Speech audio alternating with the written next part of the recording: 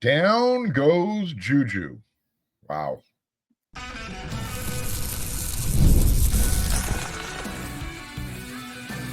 You are Locked On Trojans, your daily podcast on the USC Trojans. Part of the Locked On Podcast Network, your team every day. Fight on, everyone. I'm your host, Mark Culkin, and thank you for making Locked On USC part of the Locked On Network, your team every day, your first listen. Whether you're watching the show on YouTube, wherever you want to download your podcast, this show is always free, and this show always appreciates your support. Today's episode is brought to you by FanDuel. Make every moment more. As the playoffs wind down, the sports stop sporting like we want them to. But this summer, FanDuel is hooking up all customers with a boost or a bonus daily. That's right. There's something for everyone every day, all summer long. Visit FanDuel.com to get started. Talked about it briefly on yesterday's episode of Locked On USC.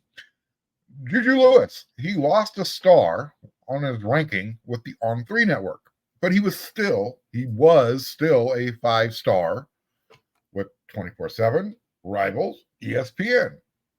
Not anymore. It's split down the middle. 24/7, their network, day after On3 came out and says, you know what? We'll take that back. So is he still a 5-star? Or is he a 4.5-star? 2 out of the 4 networks rank him 4. 2.5, 2.4. My math says 4.5, right? Being a little sarcastic. I don't know what's going on, but his size may or may not have had something to do with it.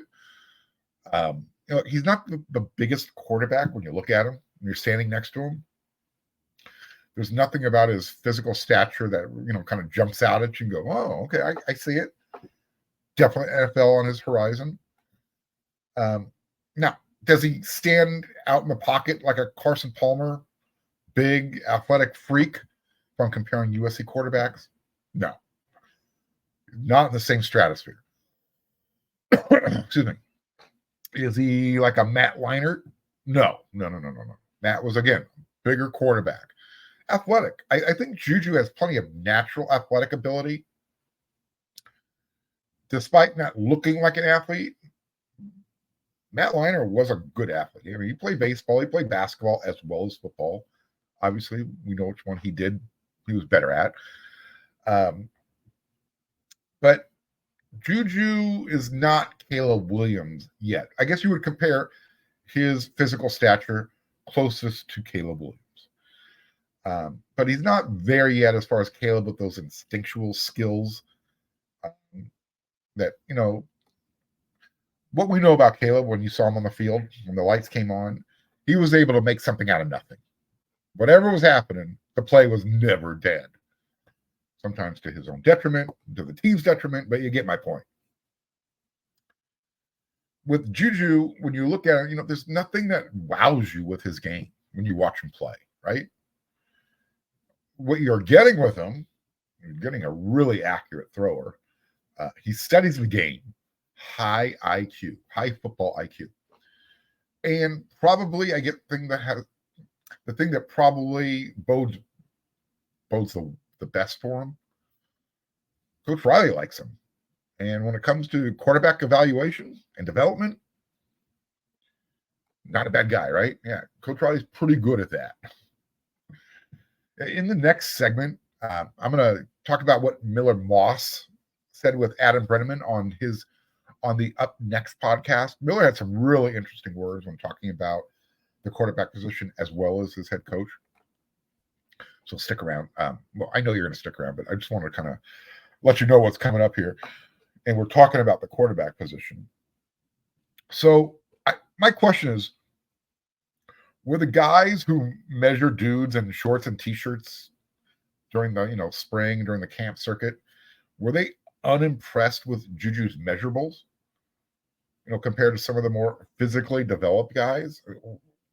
Why is JuJu losing stars? Well, I didn't look at his birth date, but he did reclassify, so he's still one of the younger quarterbacks in the 2025 cycle. Remember, he's supposed to be part of the 2026 class. If you're an everyday listener of this show, and if you're not, you should be. Just click that red subscribe button if you're watching on YouTube. Hit that bell notification button. That way you won't miss an episode. Smash that thumbs up. Anyways, I'm told by everydayers that on 3 and 24/7 as well, for that matter, they were actually put in a timeout by the Lewis camp earlier in the spring.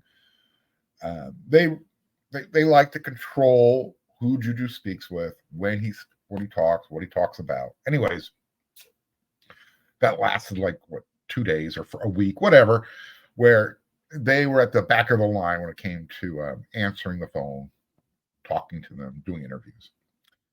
So I would hate to think that there's some pettiness going on in the background here, because I don't think JuJu did anything as far as his skill set, what he's shown on the camp circuit, that should be causing him to drop. Something just doesn't feel right here. I guess we'll see what happens to the rankings when the pads come back on, right? Does his play on the field during the regular season, during this upcoming season, does that impress the evaluators, enough to kind of get his swag back, put that star back on? I don't know. Maybe this is his punishment for staying committed to USC, right? Just throwing spaghetti against the wall. I want to see what sticks right now.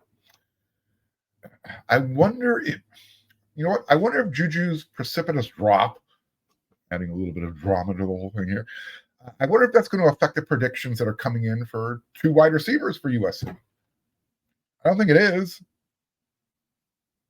You got Tanuk Hines, the really fast, speedy wide receiver from Houston, Texas. He delayed his announcement, but all of a sudden the predictions are coming in for USC. Not just Scott Schrader throwing his recruiting prediction in there. Steve Whitfong also, he threw it out. When you got 2 of the best in the industry doing it, pretty good sign that Tanuk is going to commit to USC. And I'll tell you what, depending on how you feel about the Florida State insiders, a couple of them are conceding wide receiver Dalen McCutcheon to USC, another wide receiver from the state of Texas. So I'm thinking to myself, you know what? The more wide receivers that keep pledging or are going to pledge, I would think that would make everyone feel better about JuJu not decommitting, flipping somewhere else. I mean, you had Corey Sims last week, and now you got a couple coming up. I don't think these wide receivers would be making their pledge to USC if JuJu wasn't on board. So I want to find out why 2 of the networks all of a sudden don't think JuJu's worth a 5-star status. Maybe we'll find out. But so far, all we know is the star was taken away. A couple other things. One more recruiting thing I want to bring up before we get into the next segment and talk about Miller Moss. Linebacker Nathaniel Owusu Boateng, according to Scott Schrader over there on WeRSC.com, he's probably not going to announce his school until December. And we're actually getting some feedback that USC's not out of this. In fact, USC might be one of the 2 top schools. Who do you think the other school is? Is it Notre Dame? Is it Michigan? When you're done watching this episode of Locked on USC, head on over to WeRSC.com and you can find out. Good thing about that little note there is USC needs linebackers. And I think the linebackers out there know that there's going to be some early playing time opportunities in 2025. And I think they just want to see what this defense looks like this year. We know what happened with the Riley Pettyjohn situation. USC caught the bouquet, bridesmaid. And again, they did everything right. They checked off all the boxes except for show a proof of concept. I have a feeling USC's linebacker recruiting class in 2025 is going to be okay. It's got to show it on the field this year.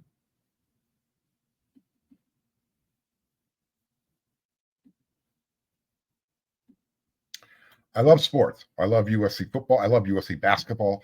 I love them so much, I never want them to stop. I want to be able to watch USC football and basketball 24 hours a day, 7 days a week, 365 days a year. But I can't. And the playoffs are winding down. And we get fewer games. And the sports aren't sporting for us like I want them to. But you know what? FanDuel will let me keep the sports going whenever I want. All I have to do is open the app and dream up some bets whenever I'm in the mood. And this summer, FanDuel is hooking up all customers with a booster or bonus daily. That's right. There's something for everyone every day, all summer long. So head on over to FanDuel.com/LockedOn and start making the most out of your summer. FanDuel, an official sports betting partner of Major League Baseball.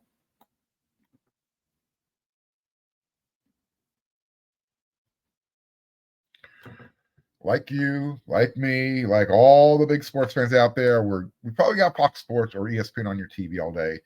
And all of a sudden you hear somebody yelling, you're like, mute. Make the switch to Locked On Sports today. It's a free 24/7 sports streaming channel, and it's programmed for you every day to bring you the biggest stories without all the screaming. Locked On Sports today brings you can't-miss analysis, opinions, and news, and it's streaming for you 24/7 on YouTube or the free Amazon Fire TV channels app. Part of the Locked On Podcast Network, your team every day. Miller Moss did not come to USC to do interviews or appear in articles so he can talk about himself. But you know what? He also knows that when you're the starting quarterback at USC, it's part of the job description. Excuse me. The other day, I was watching Adam Brenneman with his on the Up Next podcast. He was talking with Miller Moss, and he reminded Miller that, you know what, when you're the quarterback at USC, it's different than being the quarterback anywhere else in the country. Miller acknowledged that. This is what he said to that. I always dreamed of being here. So in a way, I've been preparing for this my entire life. I mean, my goal was never to be in interviews or articles, whatever it may be. My goal was to lead this team to as many victories as possible. Close the quote. So, Miller might be a dying breed. I mean, he is an old soul living in a millennial world. When you watch that interview, you are going to come away impressed with his maturity and his outlook on how to approach the job, how to play quarterback. It's not just how to play quarterback at USC. It's this, when you really listen to Miller talk, it's his approach to everything in life. He was asked, what was the reason? Why did you stay at USC? And why didn't you go out and find other opportunities? When Lincoln Riley came in, he brought Caleb Williams. He knew this. He knew the deal. This is what he said. And this is another reason why I am such a big, huge Miller Moss fan. Again, old soul.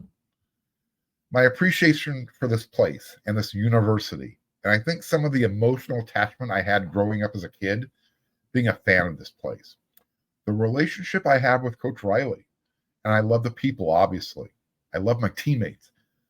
The biggest for me is trying to be whoever this team needs me to be to put us in a position to have success. It's a mouthful, but it's so simple, so to the point. You know where you stand with Miller Moss. You're not thinking, oh, what did he mean by that? Again, when I hear someone talk about going to their dream school, that's what it sounds like, just like that. I want to say it again. When you have a chance to follow your dreams, go to your dream school, you go. And I know everyone's saying, well, what about the money? The money. You can't pass up life-changing money that they're offering with NIL. No. Miller is just a team first guy, right? It's with Miller, it's team first, Miller time second. He talked about, what was the one thing, the most important thing he learned from Caleb Williams? Playing the quarterback position is based on your attitude and disposition and your confidence on the field. Caleb, he could have a bad practice and it would never fluster him going into the next play, into the next practice. And I think a lot of his success can be attributed to his attitude, end quote. Now, ironically, and you could see Miller, I'm telling you, you got to go watch this interview. Really in depth. You really find out who Miller is and his why and all that kind of good stuff. I enjoyed it. It's about 22 minutes. Anyways, one of the things that Miller talked about, what he learned from Caleb, was also something that he learned about himself and how he kind of had to come over some adversity. He talked about USC's loss to Utah. One of the losses he was referring to was in the conference championship game. Caleb staying in the game. That team was supposed to go to the playoffs. Okay, so we know that Caleb popped his hammy and he stayed in the game. And Miller even said, look, I understood. I get it. He would have stayed in the game. He even said, you'd have to drag me off the field. That's how much, that's how competitors are. But at that time, in that moment, he said, he felt at the time that, Coach Riley maybe didn't have enough faith in him to keep the team in it offensively. And that's why Coach Riley didn't make that hard choice to yank Caleb and put Miller in. But you know what? What doesn't kill you makes you stronger. So he learned. He grew from that. I loved that piece of candor. Really loved hearing that from him. A lot of times you don't hear players talk about stuff like that. They might say it after the fact when they're no longer with the program. But to say it now, props, hat tip. He was asked about Lincoln Riley as his quarterback coach. What makes him so good at being a QB coach? Quote, as a play caller and a game planner, he's uniquely gifted. And I'm not going to pretend to understand where he comes up with the stuff that he comes up with. And he kind of laughed. It was one of those, oh my God. It was one of those, he's kind of like he's a savant. He's one of those offensive geniuses. And Miller's not dumb, high IQ guy. So if Miller's like really impressed with something, you really like, whoa. It takes a lot to impress Miller. He continued. But I think it really comes down to his personality and the way he works with quarterbacks. He never gets too high, he never gets too low. And as a quarterback playing for him, it's special because you don't go out there in fear making mistakes. And that's kind of his superpower as a coach. You never really know what he's thinking. And he kind of chuckled about that. And I really understood where Miller was coming from with that comment, what he was saying. You might think, as far as not knowing what your coach is thinking. In other words, what Miller was, I think what he was saying is you might think you did something right, did what was necessary. But the coach is like, no, I was looking for something else. Yeah, you completed the pass downfield. You found the right guy. Your footwork was wrong. You messed it up. You kind of gave away what was happening. You moved your eyes too soon. That type of stuff. He didn't say that, but that's what he's talking about. You never know what the mad scientist is really thinking. He was asked about his bowl performance, obviously, and I love this answer. Straight up, 100% love this answer.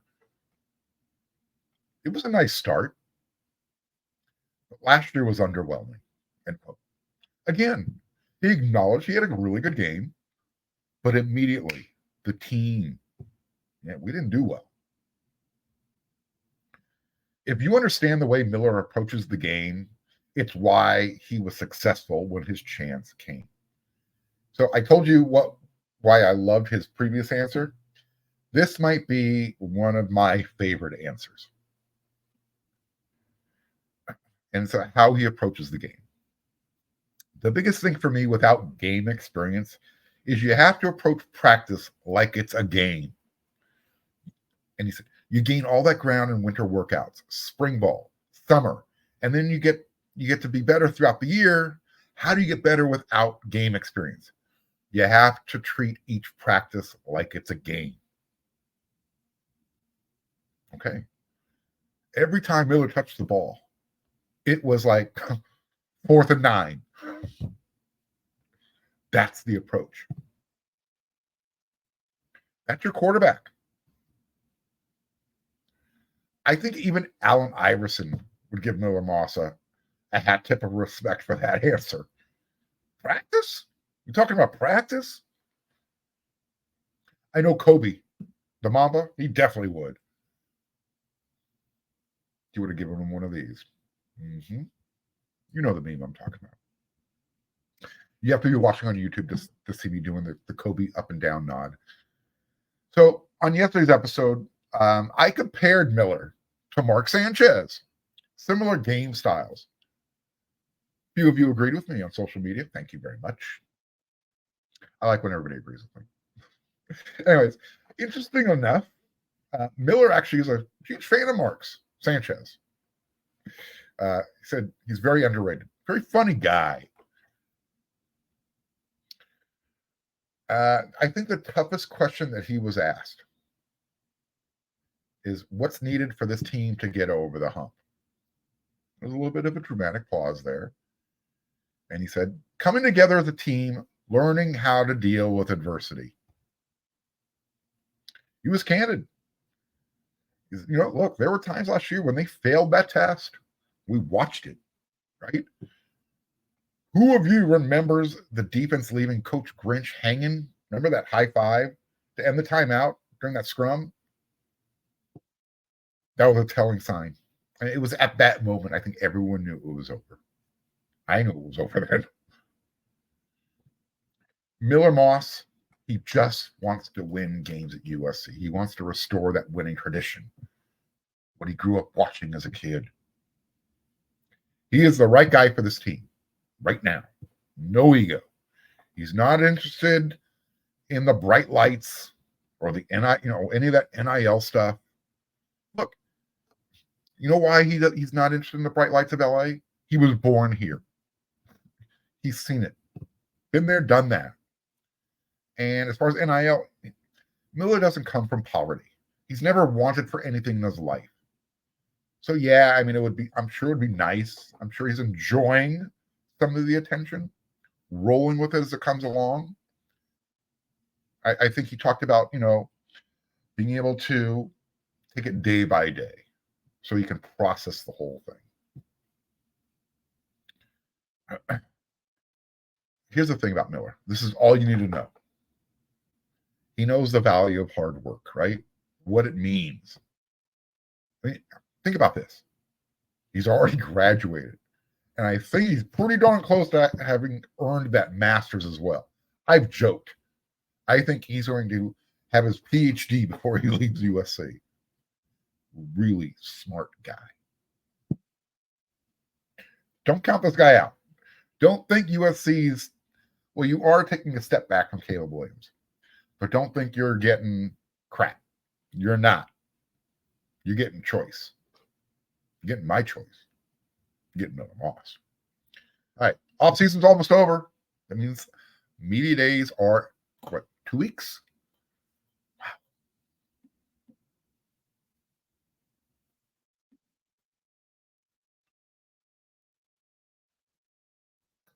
I told one of my everydayers that I was going to save a segment on this episode and comment about Paul Feinbaum, because he had some choice words about Coach Lincoln Riley. I'm going to save that for my Friday rant. Tomorrow's episode. Make sure you check that out. Like I said, the offseason is almost over. Media days are right around the corner. How popular is Lincoln Riley going to be, right? How many questions is he going to get about the defense? Have you talked to Alex Grinch? What do you think it's going to be like when Wisconsin comes to the Coliseum? Actually, I'm gonna. Well, I don't know if I have to check the schedules. I don't know off the top of my head. I don't know if Wisconsin's on the same day as USC. It's a 3-day event. USC's in the middle day. I'm sure one of the questions, are you prepared for life without Caleb? Did your reputation take a hit? These are the types of questions that are going to come from people around the country. We're going to be talking to Caleb or to Lincoln Riley for the first time. Can USC bounce back? Can they make the transition to the big conference?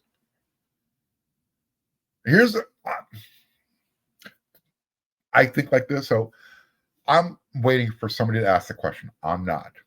Maybe I will, but I won't ask this question. But I know somebody might. What does it feel like to be in another program's shadow?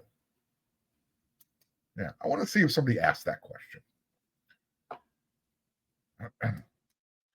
And I think that's probably going to be in the context of, his thoughts on name, image, likeness, buying a roster, that type of stuff. Remember, coaches can't talk about recruits specifically until they have signed a letter of intent. So you're not going to be able to talk about anybody individually, specifically. But he can talk about recruiting, NIL in general. The lay of the land, what's going on. His opinion of it. So like I mentioned, USC their media day is July 24th. It's day 2 of the 3-day event. I'm literally getting ready to book my trip, and I probably waited too long. I got to tell you, LA to Indianapolis, pain in the butt flight, man. There's nothing direct. Nothing direct that's going to get me there for less than $800. So, hey, help me out here. Locked On USC everyday listeners, viewers, give me some recommendations, places to eat besides Culver's. I've eaten at Culver's. Good. I love their butter burgers. I love their shakes or their custard. Really good. I think I'm going to be staying at the the Hilton Garden Inn. So tell me some places I can eat. Look, the only time I go to Indiana is every other year for the USC versus Notre Dame game. So this will actually be my first time in Indianapolis. New experience. Looking forward to it, actually. If I get out there. I'm going to bite the bullet. Anyways, all right. That's it for this episode of Locked On USC. I will be back with another episode tomorrow, as I told you. I'll have my Friday rant. Also, I need you guys to keep this in mind. I want to talk to you about this. Did you know? I probably don't, because I don't mention it enough. However, not only do I cover your team every day, but now we are going to give you instant episodes after every single game. Yeah. Check out the Locked On USC postcast right here on the Locked On USC podcast feed, as well as streaming on the Locked On USC YouTube channel. You're going to be able to get rapid reaction to all the biggest moments with the Locked On USC postcast. So there you go. If you thought you were getting me now, you're going to be getting even more of me. I will be doing instant reactions after the game. I will be doing it here. I will be doing it over there on wearesc.com. I will be doing my show regularly 5 times a week. We are close. Yeah. Football is right around the corner. So get hyped. Start tuning in. Tell your friends. Tell your family members. It's time to start watching Locked On USC so you can get all your news and notes so you'll be ready for when the season starts. I'll see you on the next episode of Locked On USC. So until then, everyone, you know what to do.